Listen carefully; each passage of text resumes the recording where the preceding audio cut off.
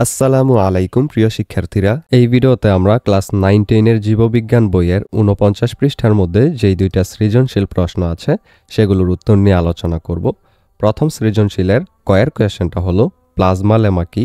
এর আনসারে আমরা লিখব কোষের প্রোটোপ্লাজমের বাইরে যে দ্বিস্তর বিশিষ্ট পর্দা থাকে তাই হলো প্লাজমা লেমা। এরপর ক্ষয়ের কোয়েশ্চেন প্লাস্টিডকে বর্ণ গঠনকারী অঙ্গ বলা হয় কেন। এর আনসার হলো প্লাস্টিডে রঞ্জক পদার্থ থাকে। এরপর ক্রোমোপ্লাস্টে বিভিন্ন বর্ণের রঞ্জক থাকে। 3 নম্বর কারণ হলো এই রঞ্জকের কারণে ফুল, ফল ও পাতায় বর্ণ দেখা যায়, তাই প্লাস্টিড বর্ণ গঠনকারী অঙ্গ। এরপর গয়ের কোয়েশ্চেনটা হলো জীবজগতের জন্য অ্যান চিহ্নিত অংশটি গুরুত্বপূর্ণ কেন ব্যাখ্যা করো। এখানে দেখো প্লাস্টিডের একটা ছবি দেওয়া আছে আর এখানে এম এর মধ্যে সেন্ট্রিওল দেওয়া আছে। তো এনেরটা নিয়ে আমরা এবার আলোচনা করব। এর আনসারে আমরা লিখব এন চিহ্নিত অংশটি হলো ক্লোরোপ্লাস্ট। ক্লোরোপ্লাস্ট উদ্ভিদের সবুজ অংশে যেমন পাতা, কচি কাণ্ড ইত্যাদিতে অবস্থিত একটি প্লাস্টিড। ক্লোরোপ্লাস্ট সালোকসংশ্লেষণের মাধ্যমে খাদ্য তৈরি করে। এই প্রক্রিয়ায় অক্সিজেন উৎপন্ন হয়।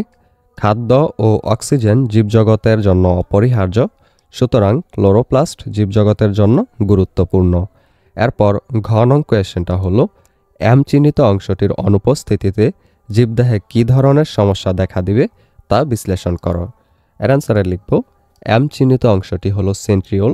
সেন্ট্রিওল প্রধানত প্রাণীকোষে পাওয়া যায় এবং কোষ বিভাজনের সময় গুরুত্বপূর্ণ ভূমিকা পালন করে। সেন্ট্রিওল কোষ বিভাজনে সাহায্য করে। সেন্ট্রিওল না থাকলে কোষ বিভাজন ব্যাহত হবে, এতে বৃদ্ধি, ক্ষয়পূরণ ও প্রজনন বাধাগ্রস্ত হবে, ফলে জীবের অস্তিত্ব হুমকির মুখে পড়বে। অতএব সেন্ট্রিওলের অনুপস্থিতি জীবদেহের স্বাভাবিক কার্যকলাপ এবং প্রজনন প্রক্রিয়ার উপর গুরুতর প্রভাব ফেলতে পারে। এরপর দ্বিতীয় যে কোয়েশ্চেনটা সেটার ক হলো পেশি টিস্যু কি। এর অ্যান্সারটা হলো ভ্রূণের মেসোডার্ম থেকে তৈরি সংকোচন প্রসারণশীল বিশেষ ধরনের টিস্যুই হলো পেশি টিস্যু। ক্ষয়ের কোয়েশ্চেনটা হলো স্কেলিটাল টিস্যু কিভাবে মস্তিষ্ককে রক্ষা করে। এর আনসারে আমরা লিখব স্কেলিটাল টিস্যু দেহের অভ্যন্তরীণ কাঠামো গঠন করে। এটি করটির স্কাল বিভিন্ন অস্থি তৈরি করে। করটিকে ইংরেজিতে স্কাল বলা হয়। এই করটি বা স্কালের বিভিন্ন অস্থি তৈরি করে। এই অস্থিগুলো মস্তিষ্কের চারপাশে একটি শক্ত আবরণ তৈরি করে। এই কঠিন আবরণটি মস্তিষ্ককে আঘাত, ধাক্কা এবং অন্যান্য বাহ্যিক ক্ষতি থেকে রক্ষা করে। করটির অস্থিগুলির সুদৃঢ় সংযোগ মস্তিষ্ককে সুরক্ষিত রাখতে গুরুত্বপূর্ণ ভূমিকা পালন করে। এরপর গয়ের কোয়েশ্চেনটা হলো চিত্রের কিউ চিহ্নিত অংশটির ঐরূপ অবস্থানের কারণ ব্যাখ্যা করো। এখানে আমরা দেখতে পাচ্ছি একটা সঙ্গী কোষ। চলো আমরা এটার অ্যান্সার দেখে নিই। চিত্রের কিউ চিহ্নিত অংশটি হলো সঙ্গী কোষ। সঙ্গী কোষ ফ্লোয়েম টিস্যুর উপাদান এবং এটি সিপ কোষের পাশে অবস্থিত থাকে। সঙ্গী কোষের নিউক্লিয়াস ও সাইটোপ্লাজম সিপ কোষের কার্যাবলী নিয়ন্ত্রণে সাহায্য করে, কারণ পরিণত সিপ কোষে নিউক্লিয়াস থাকে না।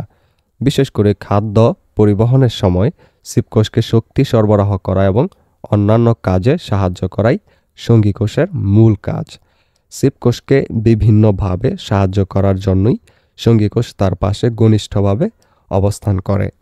এরপর ঘ নং কোয়েশ্চেনটা হলো চিত্র এ ও বি এর মধ্যে একটি পরিবহন কাজ ছাড়াও অন্যান্য জৈবিক কাজে কিভাবে ভূমিকা রাখে যুক্তিসহ ব্যাখ্যা করো। এর অ্যান্সারে আমরা লিখব চিত্র এ হলো ফ্লোয়েম টিস্যু।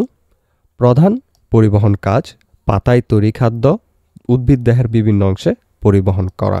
ফ্লোয়েম টিস্যুর প্রধান যে কাজ সেটা হলো পরিবহন করা।